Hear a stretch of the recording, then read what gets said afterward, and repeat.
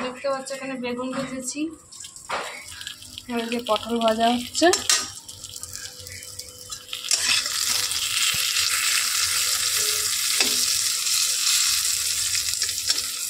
তো তারকেশ্বর যেহেতু যাবে তো নিরামিষ খেতে হবে, বাবার বাড়ি যাবে, নিরামিষ খেতে হবে না, তাই না?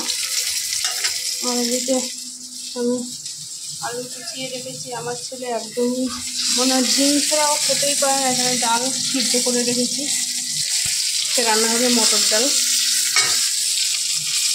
আজকে রান্না হবে। আর আমার ছেলের খাওয়া নিয়ে তো আজকে 3 দিন খুব একটু সমস্যায় চলবে, যেহেতু ডিম ছাড়া খেতেই পারে না আর নিরামিষও খেতেও পারে না, তো বুঝিয়ে শুনিয়ে খাওয়াতে হবে ওকে। পটলটা আমার প্রায় ভাজা হয়ে গেছে, নামিয়ে দেবো। এখানে ভাত বসাই দিয়ে এখনো, ভাতটা একটু পরে বসাবো।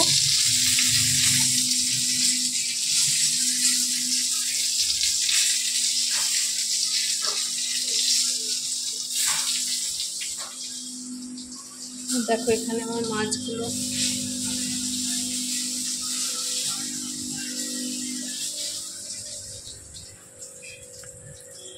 আর দেখো বাইরের ওয়েদারটা দেখতেই পাচ্ছ, বাইরের ওয়েদারটা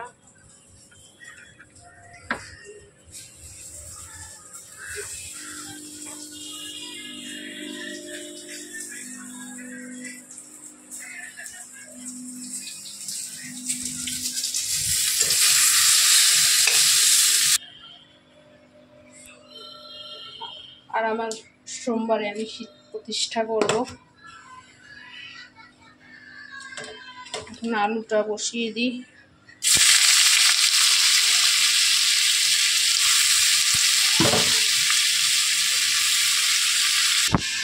আর আমার সকাল সকাল যেহেতু বৃষ্টিতে স্নান হয়ে গেছে, আর দেখো ঘরে কি করেছে, জামা কাপড় ঝুলিয়ে রেখেছি, কেচেছি, এগুলো কি করব, শুকাতে তো হবে। আর এখানে পাখাটা চালিয়ে দিয়েছি আমি।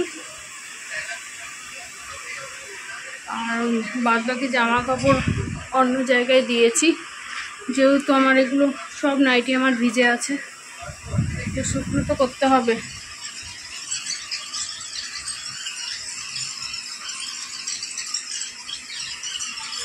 আর দেখো এই কী করছে, পড়ে উঠে এখন মোবাইল নিয়ে বসেছে। এর সোমবার থেকে পরীক্ষা শুরু হয়ে যাবে।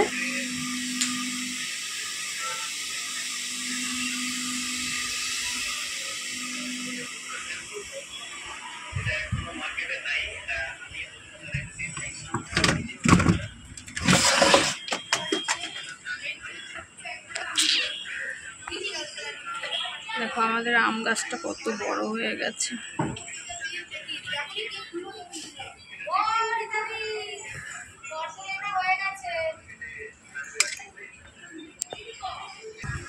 যেহেতু সোমবারে আমি শিব প্রতিষ্ঠা করব, তার জন্য বাজার ঘাটেও যেতে হবে আমার।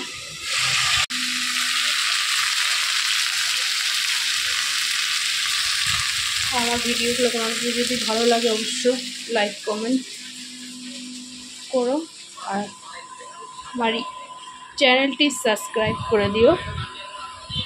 দেখো বাইরে থেকে আসে সুন্দর হাওয়া আসছে।